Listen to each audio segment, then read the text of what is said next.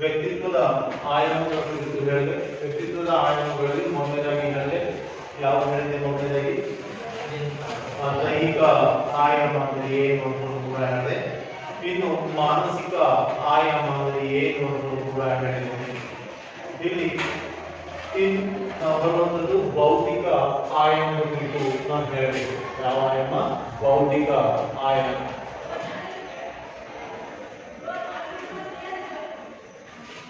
Physical dimension ಅಂತ ಕೂಡ ಕರೆಯಲಾಗುತ್ತೆ. ಫಿಸಿಕಲ್ ಡೈಮೆನ್ಷನ್ ಅಂದ್ರೆ ಏನು ಅಂತ ನಾವು ತಿಳ್ಕೊಳ್ಬೇಕು. ವ್ಯಕ್ತಿತ್ವದ ಬಹುಮುಖ್ಯ ಆಯಾಮಗಳಲ್ಲಿ ಏನು ಪರ್ಸನಾಲಿಟಿ ಇದೆಯಲ್ಲ, ವ್ಯಕ್ತಿತ್ವದ ಬಹುಮುಖ್ಯ ಆಯಾಮಗಳಲ್ಲಿ ಭೌತಿಕ ಆಯಾಮ ಇದು ಬುದ್ಧಿವಂತಿಕೆಯನ್ನ ಪ್ರದರ್ಶಿಸುವುದರ ಮೇಲೆ ಅವಲಂಬಿತವಾಗಿದೆ ಎಂದು ಕೂಡ ಹೇಳಲಾಗುತ್ತದೆ.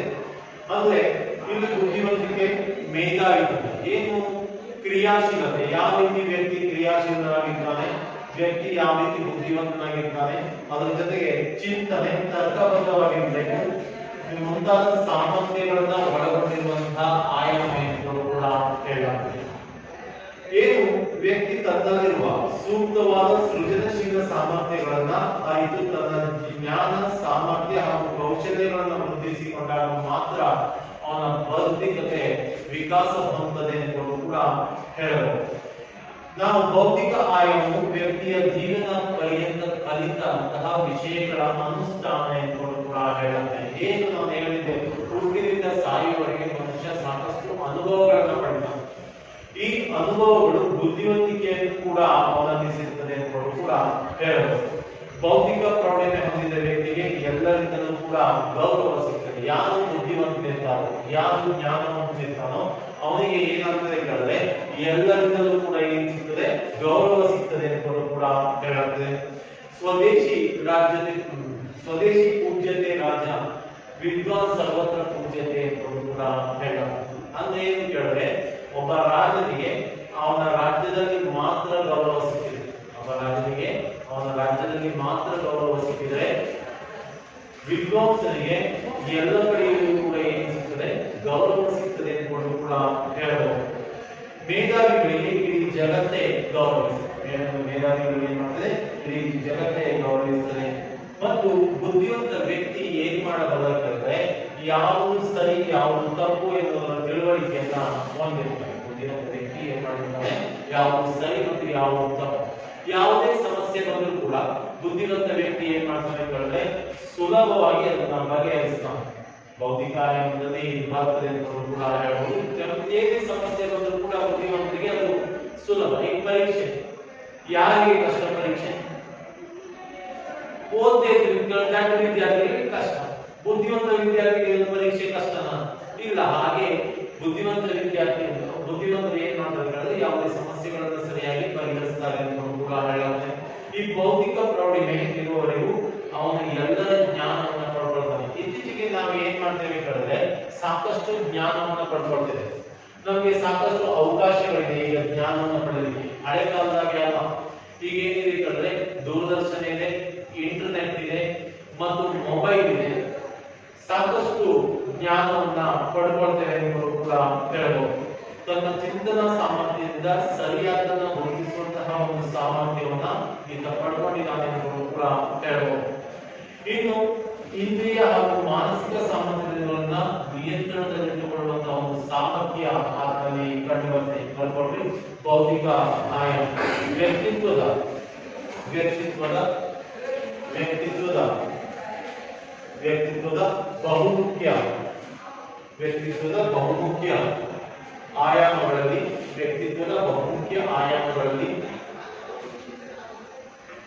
ವ್ಯಕ್ತಿತ್ವದ ಬಹುಮುಖ್ಯ ಆಯಾಮಗಳಲ್ಲಿ ಭೌತಿಕ ಆಯಾಮವು ಕೂಡ ಒಂದು.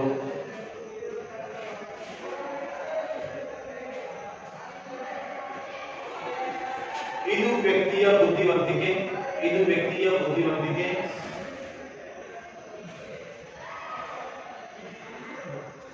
ಮೇಧಾವಿತನ,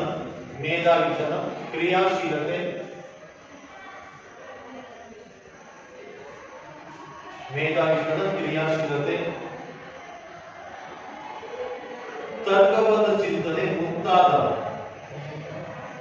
ಮೇಧಾವಿತನ ತರ್ಕಬದ್ಧ ಚಿಂತನೆ, ಕ್ರಿಯಾಶೀಲತೆ, ತರ್ಕಬದ್ಧ ಚಿಂತನೆ, ಮುಂತಾದವುಗಳನ್ನ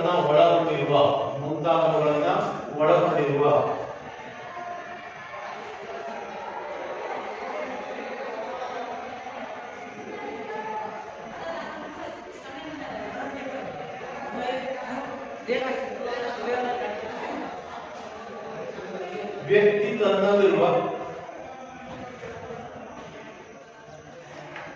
ವ್ಯಕ್ತಿ ತನ್ನಲ್ಲಿರುವ ಸೂಕ್ತವಾದ ಸೃಜನಶೀಲ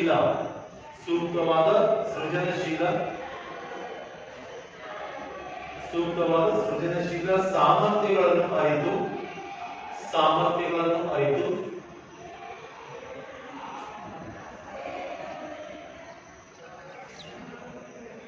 ತನ್ನ ಜ್ಞಾನ ಸಾಮರ್ಥ್ಯ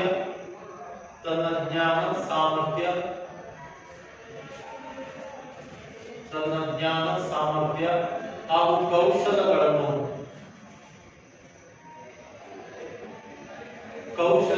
ವೃದ್ಧಿಗೊಳಿಸಿಕೊಂಡಾಗ ಮಾತ್ರ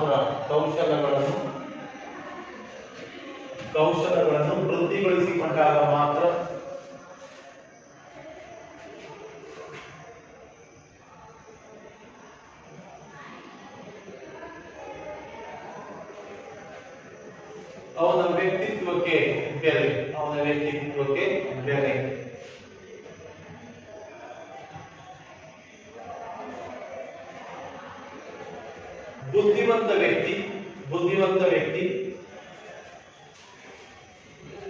ಬುದ್ಧಿವಂತ ವ್ಯಕ್ತಿ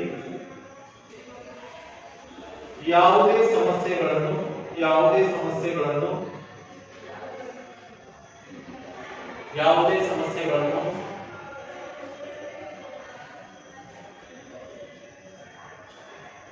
ಸರಳ ಹಾಗೂ ಸುಲಭವಾಗಿ ಪರಿಹರಿಸಿಕೊಳ್ಳಬಲ್ಲ.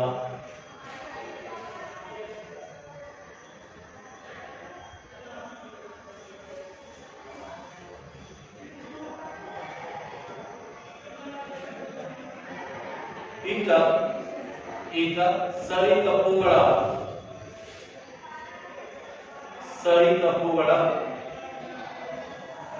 ಸರಿಯಾದ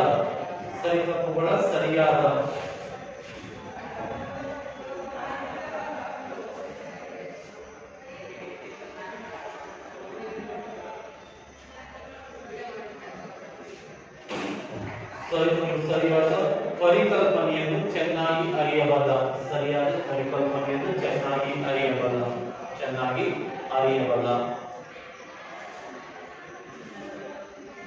ಚೆನ್ನಾಗಿ ಅರಿಯಬಲ್ಲ. ವ್ಯಕ್ತಿಯ ಬೌದ್ಧಿಕ ಪ್ರೌಢಿಮೆ ಹಾಗೂ ಆ ಪ್ರೌಢಿಮೆಯಿಂದ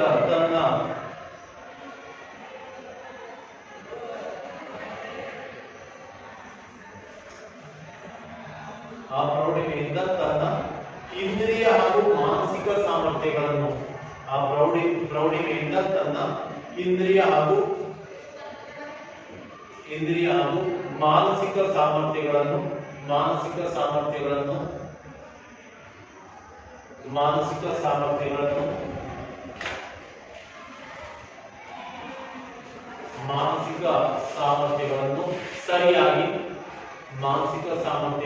ಸರಿಯಾಗಿ ಅರಿಯಬಲ್ಲ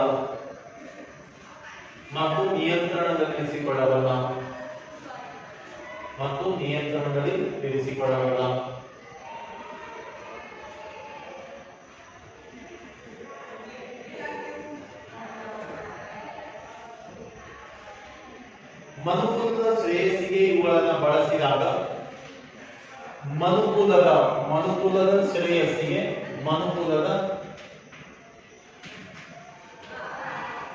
ಮನುಕುಲದ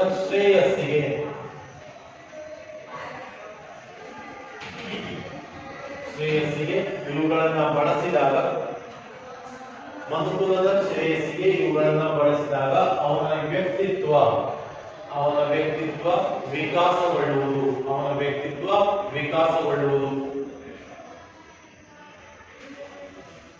ಅವನ ವ್ಯಕ್ತಿತ್ವ ವಿಕಾಸಗೊಳ್ಳುವುದು.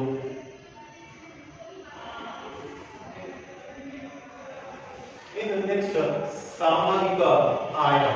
ನೆಕ್ಸ್ಟ್ ಬರುವಂತದ್ದು ಯಾವುದು? ಸಾಮಾಜಿಕ ಆಯಾಮ.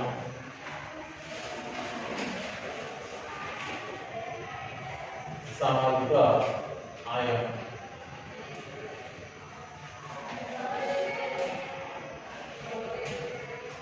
ಸಾಮಾಜಿಕ ಆಯಾಮ. ಇಲ್ಲಿ ಸಾಮಾಜಿಕ ಆಯಾಮ ಅಂದ್ರೆ ಏನು? ಸಾಮಾಜಿಕ ಸ್ವಾಸ್ಥ್ಯದ ಪರಿಕಲ್ಪನೆ ಇದಾಗಿದೆ. ಈ ಆಯಾಮವು ಸಮಾಜದ ಇತರರೊಡನೆ ವ್ಯಕ್ತಿ ವ್ಯವಹರಿಸುವ ರೀತಿಯನ್ನ ಒಳಗೊಂಡಿದೆ. ಸಮಾಜದಲ್ಲಿ ನಾವು ಹೇಗೆ ಬದುಕಬೇಕೆಂಬುದನ್ನ ಈ ಸಾಮಾಜಿಕ ಆಯಾಮ ತೋರಿಸಿಕೊಂಡಿದೆ. ಅದ್ರ ಜೊತೆಗೆ ಮಾನವ ಸಮಾಜ ಜೀವಿ, ಶೂನ್ಯದಲ್ಲಿ ಬದುಕಲಾರ. ಆತ ಸಾಮಾಜಿಕವಾಗಿ ಬದುಕಬೇಕಾಗ್ತದೆ. ಮಾನವ ಏನಾಗಿದ್ದಾನೆ ಹೇಳಿದ್ರೆ ಸಮಾಜ ಜೀವಿಯಾಗಿದ್ದಾನೆ. ಎಲ್ಲರಿಗೂ ಹೊಂದ್ಕೊಂಡು ಬದುಕಬೇಕಾಗ್ತದೆ. ಏಕಾಂಗಿಯಾಗಿ ಬದುಕುವುದು ಬಹಳ ಕಷ್ಟ. ಹಾಗೆ ಇಲ್ಲಿ ಏನಾಗ್ತದೆ ಹೇಳಿದ್ರೆ ವ್ಯಕ್ತಿ ಬೆಳೆದು ವಿಕಾಸಗೊಂಡು ತನ್ನ ಸಾಮರ್ಥ್ಯವನ್ನು ಬಳಸಿಕೊಂಡಾಗ ಅಭಿವೃದ್ಧಿ ಹೊಂದುತ್ತಾನೆ. ಅದರಲ್ಲಿ ಸಾಮಾಜಿಕ ಪರಿಸರದಿಂದ ದೂರವಾದ ವ್ಯಕ್ತಿಗೆ ಬೆಲೆ ಇರುವುದಿಲ್ಲ ಎಂಬುದು ಕೂಡ ಹೇಳಲಾಗಿದೆ. ಆದರ್ಶ ವ್ಯಕ್ತಿತ್ವ ವ್ಯಕ್ತಿ ಸಾಮಾಜಿಕ ಮೌಲ್ಯಗಳಂತಹ ಸಮಾನತೆ. ಸಾಮಾಜಿಕ ಮೌಲ್ಯಗಳಲ್ಲಿ ಯಾವ್ಯಾವ ಬರ್ತದೆ? ಸಮಾನತೆ, ನ್ಯಾಯ, ಏಕತೆ, ನಾವು ಎನ್ನುವ ಭಾವನೆ ಮುಂತಾದವುಗಳನ್ನ ರೂಢಿಸಿಕೊಳ್ತಾನೆ. ಯಾವ ವ್ಯಕ್ತಿ ಇತರರನ್ನ ಪ್ರೀತಿಸುತ್ತಾನೆ ಮತ್ತು ಇತರರಿಗಾಗಿ ಬದುಕುತ್ತಾನೆ ಅವನೇ ಶ್ರೇಷ್ಠ ವ್ಯಕ್ತಿ ಅಂತ ಕೂಡ ಹೇಳಲಾಗಿದೆ. ಇತರರಿಗಾಗಿ ಬದುಕಬೇಕು ಮತ್ತು ಇತರರನ್ನ ಪ್ರೀತಿಸ್ತಾನೆ, ಗೌರವಿಸ್ತಾನೆ ಅನ್ನೋದು ಯಾರು ಇರ್ತಾರಲ್ಲ ಆತನೇ ಶ್ರೇಷ್ಠವಾದ ವ್ಯಕ್ತಿ ಅಂತ ಕೂಡ ಹೇಳಲಾಗ್ತದೆ. ಯಾವ ವ್ಯಕ್ತಿ ಇತರರಿಗೆ ಗೌರವ ಕೊಡುವುದಿಲ್ಲವೋ ಮತ್ತು ಅವರ ಸಹಾಯಕ್ಕೆ ಹೋಗುವುದಿಲ್ಲವೋ ಆತ ಸಮಾಜದಲ್ಲಿಯೂ ಕೂಡ ಕಡೆಗಣಿಸಲ್ಪಡ್ತಾನೆ ಎಂದು ಕೂಡ ಹೇಳ್ಬೋದು. ನಗುತ್ತಾ ಎಲ್ಲರನ್ನೇ ಹೊಂದಿಕೊಂಡು ಬೆರೆತು ಬಾಳಿದಾಗ ಎಲ್ಲರೂ ಸೌಖ್ಯದಿಂದ ಇರಲಿಕ್ಕೆ ಸಾಧ್ಯ ಆಗ್ತದೆ ಎಂದು ಕೂಡ ಹೇಳುತ್ತೆ. ಇಲ್ಲಿ ಜಾತಿ, ಮತ, ಪಂಥ, ವರ್ಣ ಎನ್ನುವಂತಹ ಭೇದ ಭಾವ ಇಲ್ಲದೆ ಎಲ್ಲರಲ್ಲಿಯೂ ಕೂಡ ಏನ್ ಮಾಡಬೇಕಾಗ್ತದೆ? ಹೊಂದಿಕೊಂಡು ಬಾಳಿದಾಗ ಮಾತ್ರ ವ್ಯಕ್ತಿಯ ಸಾಮಾಜಿಕ ವ್ಯಕ್ತಿತ್ವ ವಿಕಾಸ ಆಗ್ತದೆ ಎಂದು ಕೂಡ ಹೇಳ್ಬೋದು. ಅಂದ್ರೆ ಎಂದೆಂದಿಗೂ ವ್ಯಕ್ತಿ ಈ ರೀತಿ ಬಾಳಿದಾಗ ಎಂದೆಂದಿಗೂ ಕೂಡ ಏನಾಗ್ತದೆ? ಎಲ್ಲರ ಮನದಲ್ಲಿ ಇರ್ತಾನೆ ಎಂದು ಕೂಡ ಹೇಳ್ಬೋದು. ಬರ್ಕೊಂಡು ಸಾಮಾಜಿಕ ಆಯಾಮ ಅಂದ್ರೆ ಏನು ನೋಡ್ಕೊಳ್ಳಿ. ಸಾಮಾಜಿಕ ಸ್ವಾಸ್ಥ್ಯದ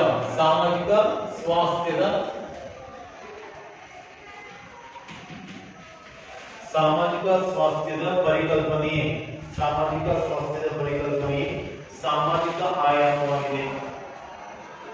ಸಾಮಾಜಿಕ ಸ್ವಾಸ್ಥ್ಯದ ಪರಿಕಲ್ಪನೆ ಸಾಮಾಜಿಕ ಆಯಾಮ.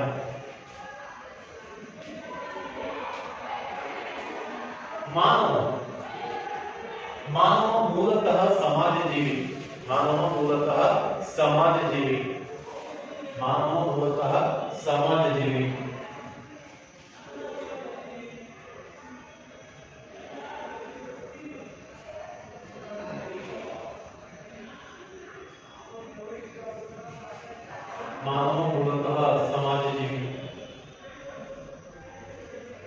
ಶೂನ್ಯದಲ್ಲಿ ಇವನು ಬದುಕಲಾರ.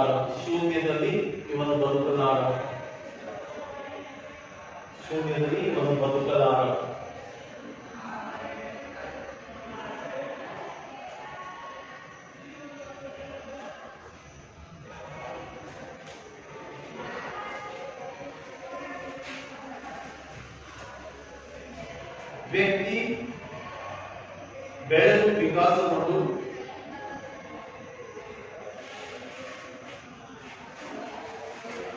ತನ್ನ ಸಾಮರ್ಥ್ಯಗಳನ್ನು ಬಳಸಿಕೊಂಡು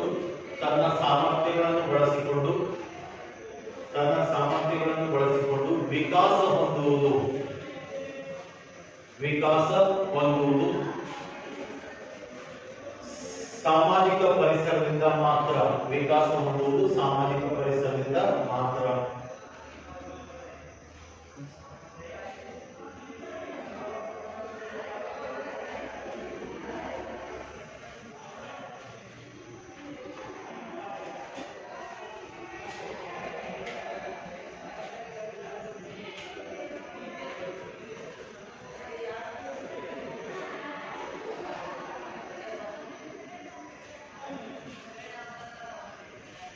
ಇನ್ನು ಆದರ್ಶ ವ್ಯಕ್ತಿತ್ವ ಹೊಂದಿದ ವ್ಯಕ್ತಿ ಆದರ್ಶ ವ್ಯಕ್ತಿತ್ವ ಹೊಂದಿದ ವ್ಯಕ್ತಿ ಆದರ್ಶ ವ್ಯಕ್ತಿತ್ವ ಹೊಂದಿದ ವ್ಯಕ್ತಿ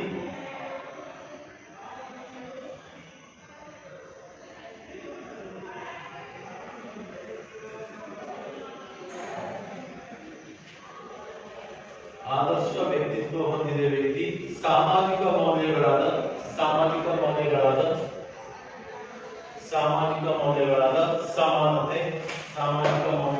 ಸಮಾನತೆ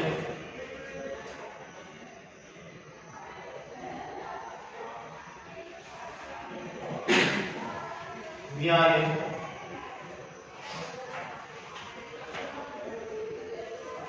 ನಾವು ಎನ್ನುವ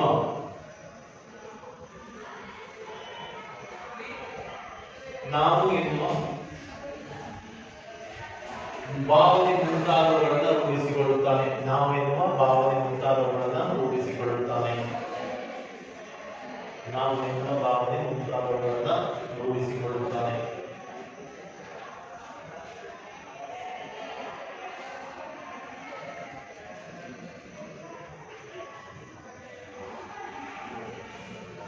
ಯಾವ ವ್ಯಕ್ತಿ ಇತರರನ್ನು ಪ್ರೀತಿಸುತ್ತಾನೆ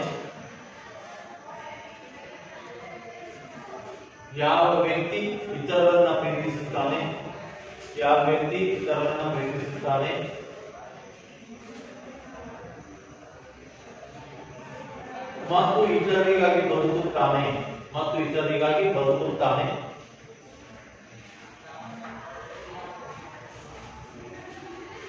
ಯಾವ ವ್ಯಕ್ತಿ ಇತರರನ್ನು ಪ್ರೀತಿಸುತ್ತಾನೆ ಇತರರಿಗಾಗಿ ಬದುಕುತ್ತಾನೆ ಅವನೇ ಸರ್ವಶ್ರೇಷ್ಠ ವ್ಯಕ್ತಿ ಎಂದು ಕೂಡ ಹೇಳಲಾಗುತ್ತದೆ.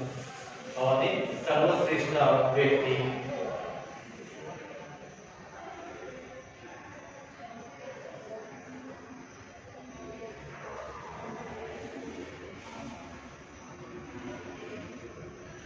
ಎಲ್ಲರೊಡನೆ ಹೊಂದಿಕೊಂಡು ಬೆರೆತು ಬಾಳಿದಾಗ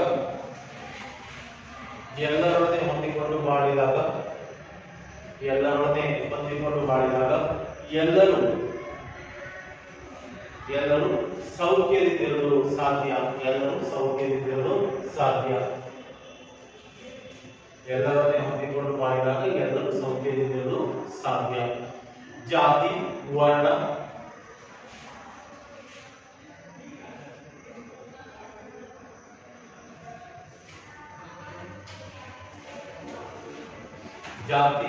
ಆಯ್ತದ. ಬಡತನ ಭೇದ ಭಾವ ತೋರದೆ ಎಲ್ಲರೊಡನೆ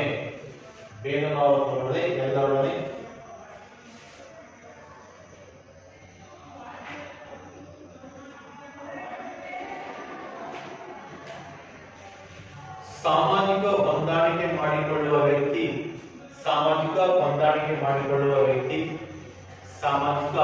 ಹೊಂದಾಣಿಕೆ ಮಾಡಿಕೊಳ್ಳುವ ವ್ಯಕ್ತಿ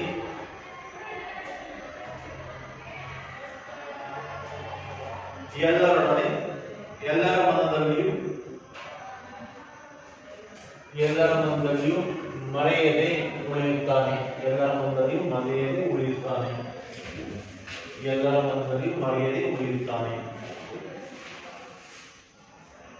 ಮನದಲ್ಲಿಯೂ ಮರೆಯದೆ ಉಳಿಯುತ್ತಾನೆ. ಇನ್ನು ನೆಕ್ಸ್ಟ್ ಆಧ್ಯಾತ್ಮಿಕ ಆಯಾಮ. ಕೊನೆಯದಾಗಿ ಆಧ್ಯಾತ್ಮಿಕ ಆಯಾಮ.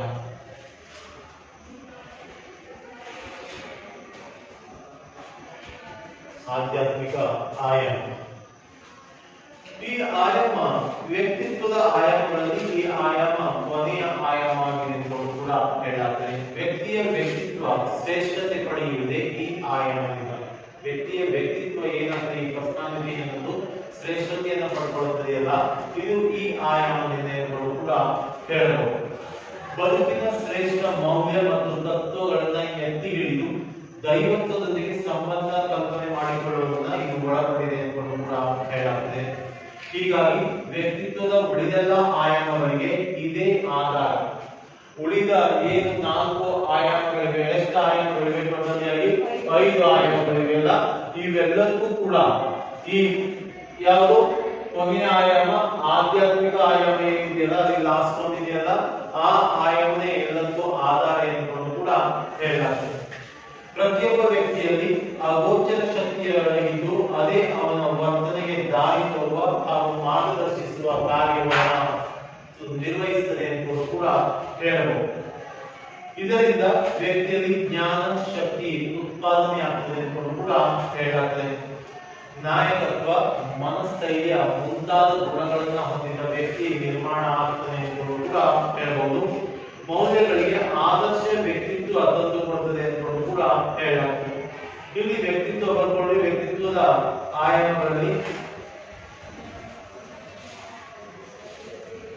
ವ್ಯಕ್ತಿತ್ವದ ಆಯಾಮಗಳಲ್ಲಿ ಆಧ್ಯಾತ್ಮಿಕ ಆಯಾಮ, ವ್ಯಕ್ತಿತ್ವದ ಆಯಾಮಗಳಲ್ಲಿ ಆಧ್ಯಾತ್ಮಿಕ ಆಯಾಮ ಅತ್ಯಂತ ಶ್ರೇಷ್ಠವಾದ್ದು.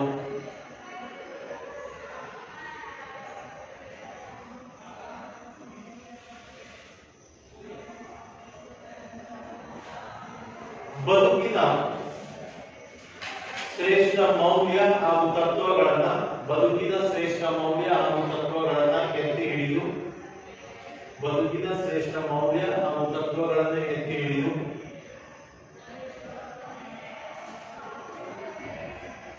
ಎತ್ತಿ ಹಿಡಿದು ದೈವತ್ವದೊಂದಿಗೆ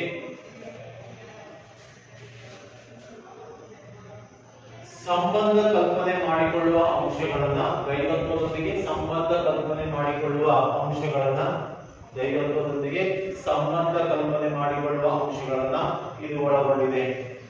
ದೈವತ್ವದೊಂದಿಗೆ ಸಂಬಂಧ ಕಲ್ಪನೆ ಮಾಡಿಕೊಳ್ಳುವ ಅಂಶಗಳನ್ನ ಇದು ಒಳಗೊಂಡಿದೆ ಎಂದು ಕೂಡ ಹೇಳಬಹುದು.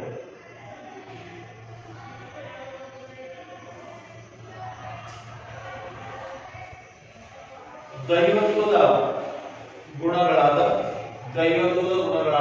ಪ್ರೀತಿ, ಸೇವೆ,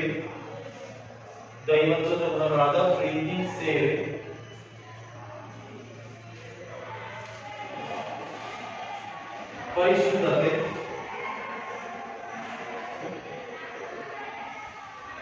ಆತ್ಮದ ಅರಿವು ಮುಂತಾದವು ಮೂಡಿಬರುತ್ತದೆ.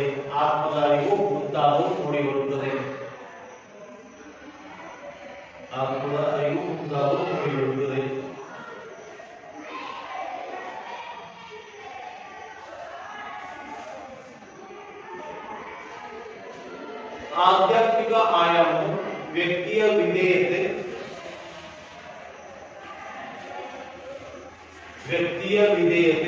ಸತ್ಯಸಂಧತೆ, ಕರುಣೆ,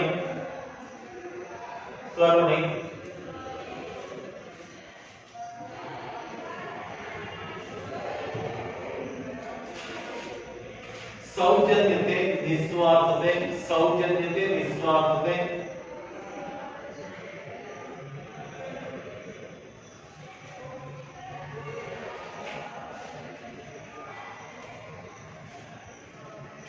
ಮುಂತಾದವುಗಳು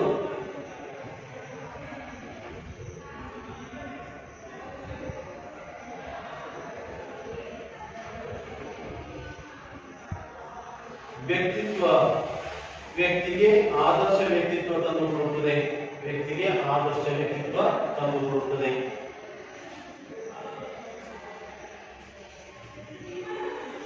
ಇದಿಷ್ಟು ನಿಮಗೆ ತಿಳ್ಕೊಂಡ್ರಿ ಆಯಾಮಗಳ ಕುರಿತು, ವ್ಯಕ್ತಿತ್ವದ ಆಯಾಮಗಳ ಕುರಿತು ತಿಳ್ಕೊಂಡ್ರಿ. ಇಲ್ಲಿ ಈ ವ್ಯಕ್ತಿತ್ವದ ರೂಪಿಸಿಕೊಳ್ಳಲಿಕ್ಕೆ ಕೆಲವೊಂದು ಅಂಶಗಳು ಕೂಡ ಗಮನಾರ್ಹವಾಗಿರ್ತವೆ. ನಾವು ವ್ಯಕ್ತಿತ್ವವನ್ನು ಹೇಗೆ ರೂಪಿಸಿಕೊಳ್ಳಬೇಕು ಎನ್ನುವುದಕ್ಕೆ ಕೆಲವೊಂದು ಅಂಶಗಳು ಕೂಡ ಗಮನಾರ್ಹವಾಗಿದೆ ಎಂದು ಕೂಡ ಹೇಳುತ್ತೆ. ದೈಹಿಕ ಆರೋಗ್ಯದ ಬಗ್ಗೆ ನಾವು ವಿಶೇಷ ಕಾಳಜಿಯನ್ನು ವಹಿಸಬೇಕು. ಯಾವ ಆರೋಗ್ಯದ ಬಗ್ಗೆ? ದೈಹಿಕ ಆರೋಗ್ಯದ ಬಗ್ಗೆ ವಿಶೇಷ ಕಾಳಜಿಯನ್ನು ವಹಿಸಬೇಕು. ಸಮಯಕ್ಕೆ ಸರಿಯಾಗಿ ಪೌಷ್ಟಿಕಾಂಶದ ಆಹಾರ ಸೇವನೆಯನ್ನ ಮಾಡಬೇಕು. ಪೌಷ್ಟಿಕಾಂಶದ ಆಹಾರವನ್ನ ಸೇವನೆ ಮಾಡಬೇಕು. ಮೊದಲಾಗಿ ಈಗ ನೋಡಿ, ಪ್ರೈಮರಿ ಸ್ಕೂಲ್ ನಲ್ಲಿ ಪೌಷ್ಟಿಕಾಂಶದ ಕೊರತೆಯಿಂದ ಮಕ್ಕಳು ಬಳಲ್ತಾ ಇದ್ದಾರೆ ಅನ್ನುವಂತಹ ಒಂದು ದೃಷ್ಟಿಯಿಂದ ಏನ್ ಮಾಡ್ತಾ ಇದ್ದಾರೆ ಅಂತ ಹೇಳಿದ್ರೆ ಅವರಿಗೆ ಪೌಷ್ಟಿಕಾಂಶದ ಆಹಾರವನ್ನ ಕೊಡ್ತಾ ಇದ್ದಾರೆ. ಅದ್ರ ಜೊತೆಗೆ ಉತ್ತಮ ಗ್ರಂಥಗಳನ್ನ ಓದುವ ಹವ್ಯಾಸವನ್ನ ರೂಢಿಸಿಕೊಳ್ಳಬೇಕು. ವ್ಯಕ್ತಿತ್ವ ಉತ್ತಮ ಆಗ್ಬೇಕಾದ್ರೆ ಉತ್ತಮ ಗ್ರಂಥಗಳನ್ನು ನಾವೇನ್ ಮಾಡಬೇಕು, ಓದುವಂತ ಹವ್ಯಾಸವನ್ನ ಅಳವಡಿಸಿಕೊಳ್ಳಬೇಕು. ಬೌದ್ಧಿಕ ಪ್ರೌಢಿಮೆ ಇರುವವರನ್ನೇ ಒಡನಾಡಬೇಕು. ಯಾರು ಬುದ್ಧಿವಂತರಿರ್ತಾರೋ ಅವ್ರ ಜೊತೆ ಹೆಚ್ಚು ಮಾತುಕತೆಯನ್ನ ಮಾಡಬೇಕು, ಒಡನಾಡಬೇಕು ಅಂತ ಕೂಡ ಹೇಳುತ್ತೆ. ಅದ್ರ ಜೊತೆಗೆ ವಿಚಾರಬದ್ಧ ಚರ್ಚೆಗಳಲ್ಲಿ ಪಾಲ್ಗೊಳ್ಳಬೇಕು. ಆರೋಗ್ಯಕರ ವಿಚಾರಬದ್ಧ ಚರ್ಚೆಗಳಲ್ಲಿ ಏನ್ ಮಾಡಬೇಕು, ಪಾಲ್ಗೊಳ್ಳಬೇಕು ಅಂತ ಕೂಡ ಹೇಳುತ್ತೆ. ಸಮಾಜದಲ್ಲಿ ಎಲ್ಲರೊಡನೆ ಹೊಂದಾಣಿಕೆ, ಎಲ್ಲರನ್ನ ಪ್ರೀತಿಸುವಂತಹ ವ್ಯಕ್ತಿತ್ವವನ್ನ ರೂಪಿಸಿಕೊಳ್ಳಬೇಕು ಎಂದು ಕೂಡ ಹೇಳುತ್ತದೆ. ಸದಾ ಸಕಾರಾತ್ಮಕ ಆಲೋಚನೆಯನ್ನ ಹೊಂದಿರಬೇಕು. ಎಲ್ಲರೊಡನೆ ಭಾವನಾತ್ಮಕ ಸಂಬಂಧವನ್ನ ಹೊಂದಿರಬೇಕು ಎಂದು ಕೂಡ ಹೇಳುತ್ತೆ. ಎಲ್ಲರೊಡನೆ ಏನ್ ಮಾಡಬೇಕು, ಭಾವನಾತ್ಮಕ ಸಂಬಂಧವನ್ನ ಹೊಂದಿರಬೇಕು. ಒತ್ತಡ, ಉದ್ವೇಗ, ಆಶಾಭಂಗ ಮುಂತಾದವುಗಳಿಂದ ಏನಾಗಿರಬೇಕು, ದೂರವಾಗಿರಬೇಕು. ಏನು ಮಾನಸಿಕ ಒತ್ತಡ ಇದೆಯೋ, ಆಶಾಭಂಗ ಅಂದ್ರೆ ಏನು ಹೇಳಿದೆ? ಆಶಾಭಂಗ ಅಂದ್ರೆ ಆಸೆಗಳು ಭಂಗವಾಗುವುದೇ ಆಶಾಭಂಗ. ಒತ್ತಡ, ಸ್ಟ್ರೆಸ್ ಅಂತ ಹೇಳ್ತಾರೆ. ಈ ಒತ್ತಡಗಳಿಂದ ಮತ್ತು ಮಾನಸಿಕ ಘರ್ಷಣೆಗಳಿಂದ ಮಾನಸಿಕ ಸಂಘರ್ಷ ಆಗುತ್ತೆ. ಈ ಮಾನಸಿಕ ಘರ್ಷಣೆಗಳಿಂದ ಏನಾಗಿರಬೇಕು, ವ್ಯಕ್ತಿ ದೂರವಿದ್ದಾಗ ಆತ್ಮ ವ್ಯಕ್ತಿತ್ವ ರೂಪುಗೊಳ್ಳುತ್ತದೆ ಎಂದು ಕೂಡ ಹೇಳಬಹುದು. ಆದರ್ಶ ಮೌಲ್ಯಗಳ ಬಗ್ಗೆ ಗೌರವ ಭಾವನೆಯನ್ನ ಹೊಂದಿರಬೇಕು. ಆದರ್ಶ ಮೌಲ್ಯಗಳ ಬಗ್ಗೆ ಏನಾಗಿರಬೇಕು, ಗೌರವ ಭಾವನೆಯನ್ನು ಹೊಂದಿರಬೇಕು. ನಾವು ದಿನನಿತ್ಯ ಯೋಗ, ಪ್ರಾಣಾಯಾಮ ಮುಂತಾದವುಗಳನ್ನ ಮಾಡಿ ವ್ಯಕ್ತಿತ್ವವನ್ನ ರೂಪಿಸಿಕೊಳ್ಳುವಲ್ಲಿ ಈ ಯೋಗ ಆಯಾಮಗಳು, ಯೋಗ ವ್ಯಾಯಾಮಗಳು ಕೂಡ ಪ್ರಮುಖ ಪಾತ್ರವನ್ನ ವಹಿಸುತ್ತದೆ. ಬರ್ಕೊಳ್ಳಿ, ವ್ಯಕ್ತಿತ್ವದ ಆಯಾಮಗಳು ರೂಪಿಸುವಲ್ಲಿ, ವ್ಯಕ್ತಿತ್ವವನ್ನು ರೂಪಿಸುವಲ್ಲಿ ಕೆಲವೊಂದು ಅಂಶಗಳು ಪ್ರಮುಖವಾಗಿವೆ. ವ್ಯಕ್ತಿತ್ವವನ್ನು ರೂಪಿಸುವಲ್ಲಿ ಕೆಲವೊಂದು ಅಂಶಗಳು ಪ್ರಮುಖವಾಗಿವೆ. ಅವು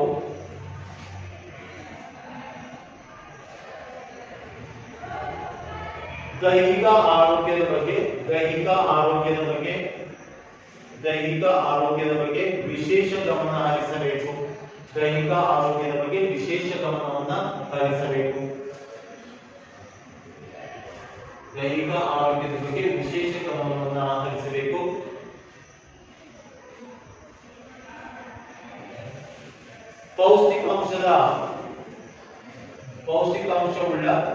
ಪೌಷ್ಟಿಕಾಂಶವುಳ್ಳ ಆಹಾರವನ್ನ ಸೇವನೆ ಮಾಡಬೇಕು. ಪೌಷ್ಟಿಕಾಂಶವುಳ್ಳ ಆಹಾರವನ್ನ ಸೇವನೆ ಮಾಡಬೇಕು.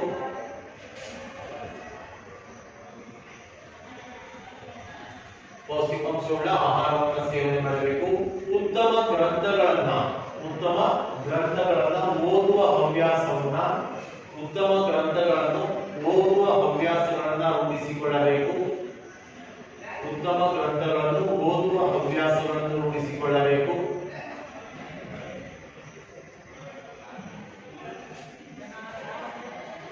ವಿಚಾರಬದ್ಧ ಚರ್ಚೆಗಳಲ್ಲಿ ನೆಕ್ಸ್ಟ್ ಪಾಯಿಂಟ್, ವಿಚಾರಬದ್ಧ ಚರ್ಚೆಗಳಲ್ಲಿ ಪಾಲ್ಗೊಳ್ಳಬೇಕು. ವಿಚಾರಬದ್ಧ ಚರ್ಚೆಗಳಲ್ಲಿ ಪಾಲ್ಗೊಳ್ಳಬೇಕು.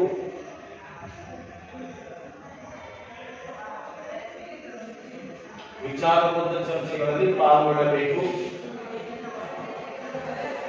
ಸಮಾಜದಲ್ಲಿ ಎಲ್ಲರೊಡನೆ ಹೊಂದಾಣಿಕೆಯಿಂದ ಇರಬೇಕು. ಸಮಾಜದಲ್ಲಿ ಎಲ್ಲರೊಡನೆ ಹೊಂದಾಣಿಕೆಯಿಂದ ಇರಬೇಕು. ಸಮಾಜದಲ್ಲಿ ಎಲ್ಲರೊಡನೆ ಹೊಂದಾಣಿಕೆಯಿಂದ ಇರಬೇಕು. ಸಕಾರಾತ್ಮಕ ಚಿಂತನೆಯನ್ನು ಮಾಡಬೇಕು. ಸಕಾರಾತ್ಮಕ ಚಿಂತನೆಯನ್ನು ಮಾಡಬೇಕು. ಸಕಾರಾತ್ಮಕ ಚಿಂತನೆಯನ್ನು ಮಾಡಬೇಕು.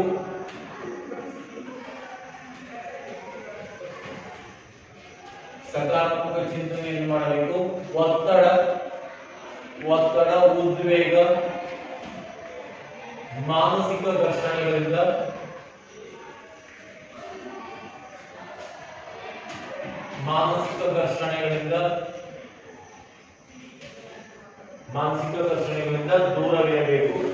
ಘರ್ಷಣೆಗಳಿಂದ ದೂರವಿರಬೇಕು. ಯೋಗ ಪ್ರಾಣಾಯಾಮ ಯೋಗ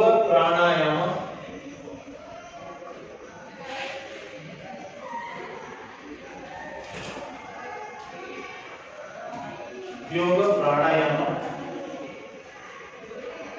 ಹಾಗೂ ಪ್ರಾರ್ಥನೆಯ ಅಭ್ಯಾಸ ಹಾಗೂ ಪ್ರಾರ್ಥನೆಯ ಅಭ್ಯಾಸ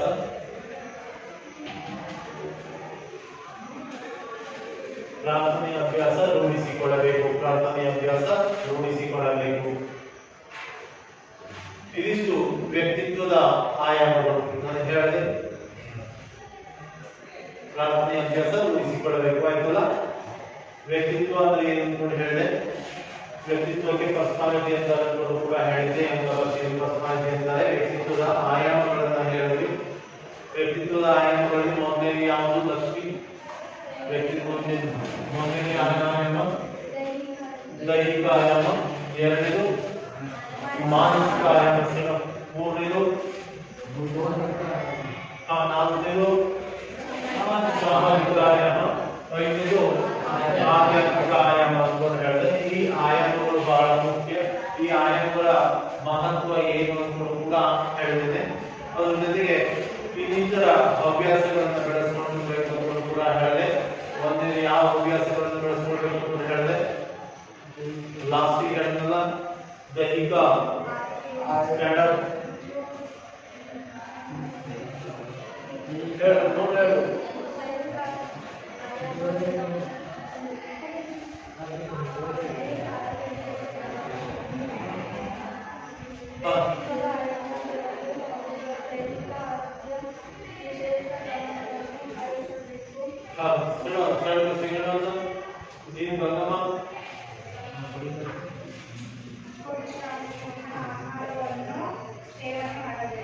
ನೆಕ್ಸ್ಟ್ ಬರ್ಕೊಂಡಿಯಾ?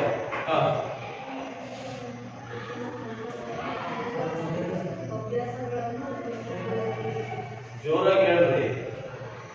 ನೆಕ್ಸ್ಟ್ ಸಮಾಜದಲ್ಲಿ ಎಲ್ಲರೊಡನೆ ಹೊಂದಾಣಿಕೆಯಿಂದ ಇರಬೇಕು. ಸಮಾಜದಲ್ಲಿ ಎಲ್ಲರೊಡನೆ ಏನಾಗಿರಬೇಕು?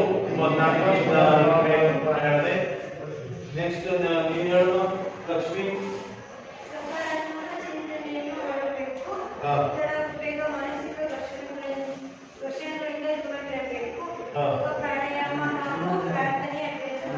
ಮಾಡಿಕೊಳ್ಳಬೇಕು ಆಯ್ತಲ್ಲ. ಇಷ್ಟೊಂದು ಆಯ್ತು. ನೆಕ್ಸ್ಟ್ ಇದರಲ್ಲಿ ವ್ಯಕ್ತಿತ್ವದ ನಿರ್ಧಾರಗಳನ್ನ ಕಲಿಸ್ತೇನೆ. ವ್ಯಕ್ತಿತ್ವದ ನಿರ್ಧಾರಗಳನ್ನು ವ್ಯಕ್ತಿತ್ವದ ನಿರ್ಧಾರಗಳನ್ನು ನೆಕ್ಸ್ಟ್ ಹೇಳ್ತೇನೆ.